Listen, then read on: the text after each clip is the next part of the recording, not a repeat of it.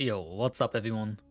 Hunt announced a lot of changes with their roadmap for 2025-2026 at the end of last year, and are already starting to implement them, but I do think there are changes missing that would make the game even better than it is currently.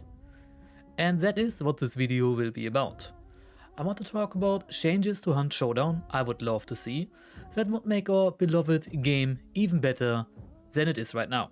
While I do enjoy the changes announced in the roadmap, and I'm having fun with the 15-player lobbies, I want to say that Hunt has some issues that need fixing.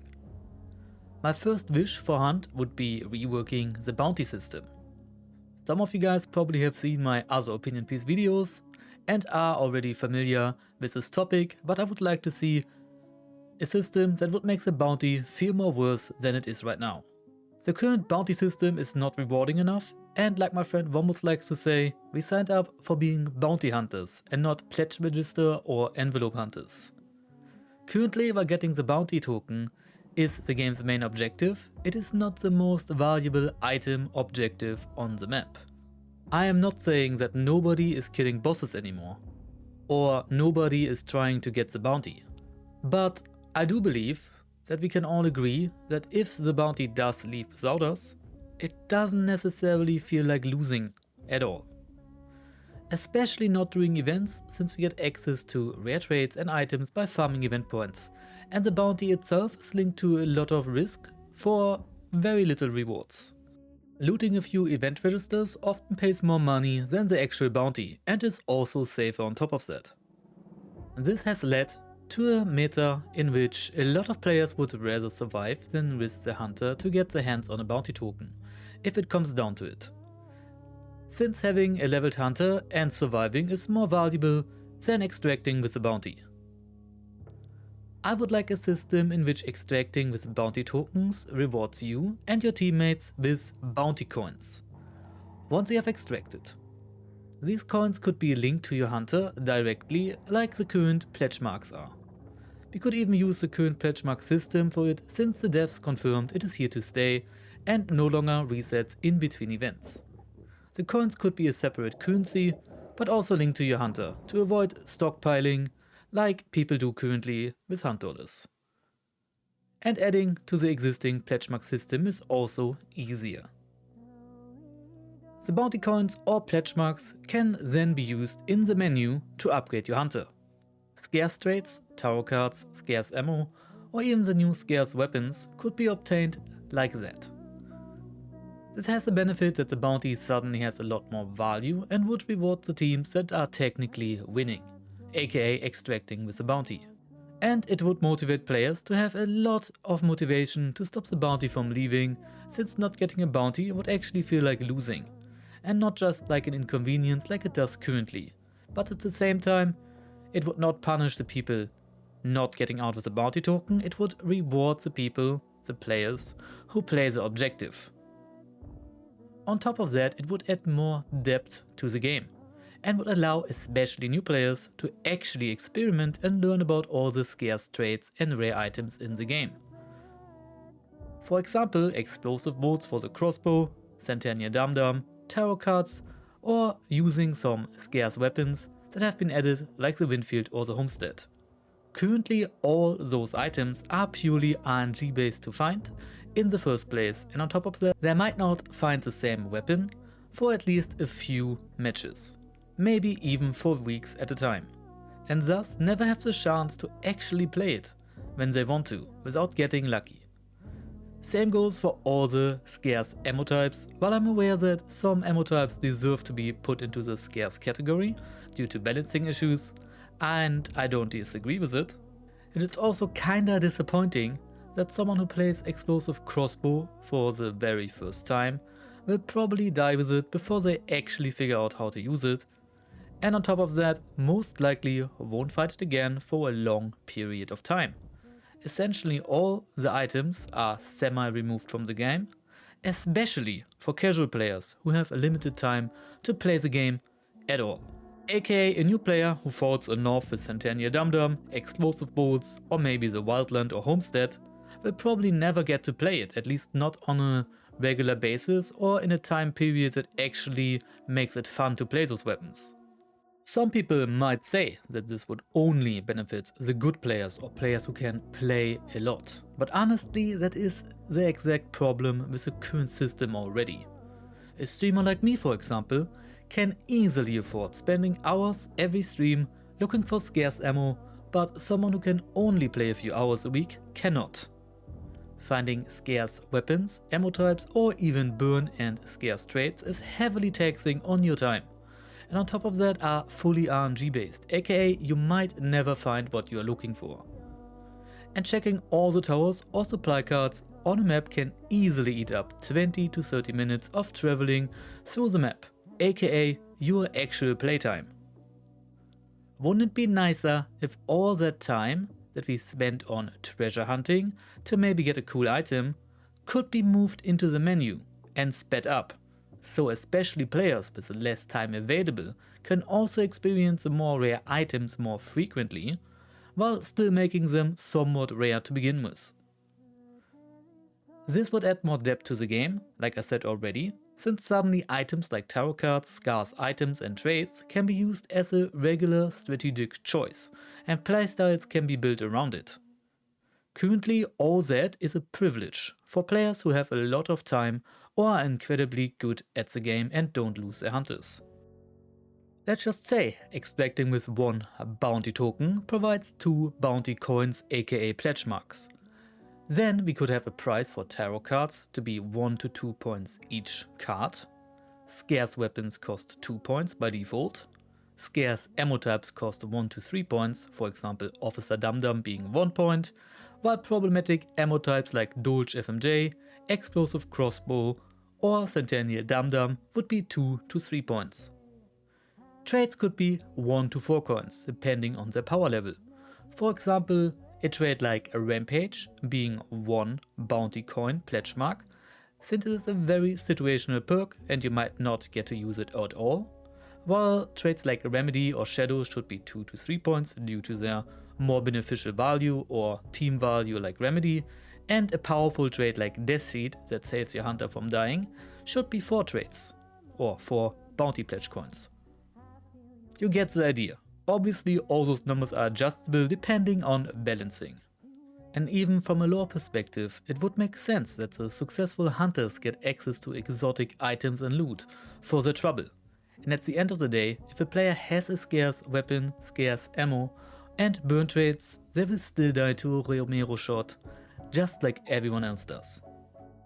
The next topic I want to talk about are destructible objects or textures. Crytek showed us that they can in fact create destructible textures with the new engine, like they have shown us in the recent Murder Circus Encore event, aka Ursa can destroy the tent wards in the circus. Wouldn't it be nice if that feature was introduced to compounds, specifically boss layers, to prevent stalemates? I think we can all agree that the worst fights Hunt can create are boss layer sieges in which nothing is happening for minutes due to a pure lack of options. I am not talking about a fully destructible world, like in Battlefield for example, but predetermined structures that are clearly highlighted and easy to be read that they are destroyable. For example, in a compound like a Brickworks, we could destroy this metal gate here, which looked like it is falling apart already, and the brick wall on the balcony to create more options to attack. These textures would be destructible with explosives and maybe melee attacks, a Rework hammer being the most effective. This would give attackers more options to create opportunities, but at the same time also give the defenders a realistic chance to fight, since people have to come closer to benefit from destroying the boss layer, and it creates an easier time for the defenders to launch a counterattack. On top of that, a destructible world, or a predetermined destructible world with certain destructible objects in a compound, would probably swap the current consumable meta, since dynamites would be more valuable and maybe even make weapons like the railroad hammer, combat axe or the bomb lance a more common occurrence, even in higher elo. Maybe every team will suddenly have a player that brings a ranger and a railroad hammer. Another topic I would like to address is to revert the Wallbang changes we got with the 1896 update, since even our favorite casual player, Post Malone, agrees that wallbangs are fun. And you're like, okay, I hear him outside the wall. It's a wooden wall. I hear him right there. Yeah. I'm gonna blast him. I'm gonna blast him. And then you get it and you're like, yes, this is the best feeling. I'm gonna make a montage whenever I get home. Wallbangs in the current state of the game don't feel rewarding at all unless you do hit a headshot, and often just feel like a waste of ammo. In the old engine, relying on sound and landing a random wallbang could completely change a fight and felt incredibly rewarding. I think everyone can agree that returning to the old wallbang values would make those little wallbang moments feel rewarding again. It would still be rare to hit them, but satisfying when you do. And the current wallbang system simply is just disappointing. When you hit a wallbang, you probably deal like 50 damage, and it doesn't really do anything. I really hope Crytek reconsiders the wallbang changes, since all they have to do is adjust numbers in the code. Okay, the next topic will be a controversial one, but I would love to change Necromancer a little bit to how it used to be. The developers wanted to turn Necromancer to a single-use burn rate to prevent stalemates, since we often had players spam reviving their teammates instead of playing the game, or solos constantly reviving, and it would be incredibly annoying to deal with them, since you have to babysit the body and burn them multiple times. In the old engine, Necromancer was a basic trait that you could use multiple times, but also lost HP while channeling Necromancer. But in my opinion, all the change to Necromancer did was it caused players to be even more careful and avoid fighting completely. While before, players were more willing to take risky peeks or play on top of a rooftop, since they knew they could easily get revived with a Necromancer, it turned into a state in which a lot of players simply play as passive as possible, because them dying could easily mean that they will have to spectate for a long time or lose the fight for them and their team by one singular mistake. I would love Necromancer to become an hourglass trait. That means after using Necromancer it has a cooldown before it can be used again. Let's say 2 to 3 minutes. Obviously that number can be adjusted to whatever feels reasonable. This would prevent Necromancer to be spammed on cooldown, while still allowing it to be used multiple times and give Necromancer a little bit more value. And you would have Necromancer as an option once per fight. Of course, solos should no longer get restoration when being revived with Necromancer, and lose a health chunk just like everybody else. And we should go back to Necromancer damaging you while reviving your teammates, just like it was before. But instead of being able to spam it, there would be a cooldown before you can use it again. It being on a cooldown would also allow you to burn a solo player before they can revive again, after you have redowned them, while still allowing solo players to continue playing after dying. But I will dedicate an entire video on this topic in the future. The problem currently is that the current Necromancer system with one singular revive turns most solo players into the solo player nobody likes to have in the lobby, aka the very ratty solo player who ambushes you, plays with traps, and basically just avoids dying, because they are constantly worried about burning their one chance to revive themselves. Overall, I believe making Necromancer a time-based perk would make the game feel more fun for solos and teams equally. Another feature I would love to be added to Hunt is team-based Soul Survivor. Soul Survivor causes fun fights, nobody can bring the loadouts they would like to, which is quite the opposite of one Showdown is in bounty hunting and would be a refreshing experience. Suddenly nobody brings, like I said already, the loadout of their choice, everybody has to make whatever they find work. Sometimes people have not a lot of heals, sometimes they don't have the weapons they're looking for, sometimes they do not have a pistol, sometimes they do not have a primary weapon. I think overall it would just cause very fun scenarios, and on top of that it would be a fun game mode, especially for new players, to learn the game on with their friends. I often recommend new players to play Soul Survivor, but then they say they do not want to play by themselves. This game mode would allow them to learn the game, learn the control schemes, learn the map, without losing hunt dollars and feel like they're getting punished every single time they press the Q button. Of course, we would need a matchmaking system, an MMR system, that creates fair matches in Soul Survivor, to some extent. I would claim, if Crytek would like to, they could give us team-based Soul Survivor in the very next patch. The next topic I want to talk about is the current extract situation. Crytek has technically increased the amount of extracts on the map with the addition of the tarot card system, but at the same time blocks half of them unless you happen to have a chariot card. So in reality we removed one extract, and that is a problem. Often, for you to extract with a bounty token, you have to cross the entire map, since you do not have an extract available near you. This information is available to everyone by a singular press of a button, and often ends up with players strategically choosing to wait for the bounty to run towards them to set up an ambush. This can make it feel extra punishing to play the objective in the first place, and can cause a lot of frustration. I am not blaming the players doing it. It's a flawed game design. Waiting for the bounty to come towards you is a smart play, but it's also incredibly annoying to be on the receiving end of. Like you can see in this example here. Like you can see in the picture here, the banishment has happened in Heritage, and the only available extracts are in Sister Estate and Lower Desal. That means any other team on the map can quite easily spot that the bounty has to cross the map to get to either extract. They don't have any other option. That means the bounty has to move south in some sort of form. That also means that as long as the team is somewhere in that general area, they have an easy time reading where the bounty is going and can set up an ambush somewhere in those locations. At the same time, the bounty is easy to track since there is a lighting on the bounty that is a live update of the bounty's current location, which gives a heavy advantage, or I think at least we can all agree that it provides a good advantage to anybody who doesn't carry a bounty token. And that can be quite frustrating if you're the team that actually kills the boss and tries to extract with the bounty token. It feels like all your hard work that went into killing the boss and taking the risk of carrying the bounty token and bringing it to an extract point was negated by somebody just waiting in the middle of the map and basically barely playing the game.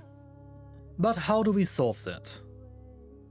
My idea would be that we have one global extraction point, or let's call it a global extraction point, that everybody on the map can see, and the middle extract, like we have currently with the tarot cards, is also visible to everyone.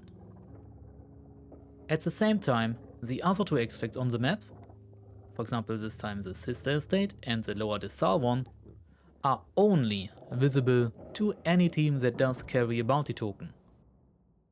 That would mean whatever team sits in the middle of the map has to guess where the bounty is going. Is there an extract over here? Is the extract over here available? Is an extract in Ash Creek Lumber available? This would cause that the team waiting out here in the middle of the map would have to push towards Heritage by the time the banishment is done to stop the bounty from leaving.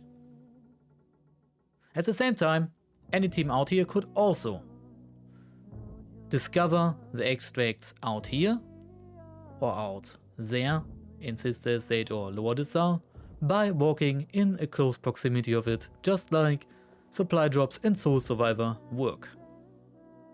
On top of that, I would get rid of the locked extracts except for the middle one that can optionally be turned on.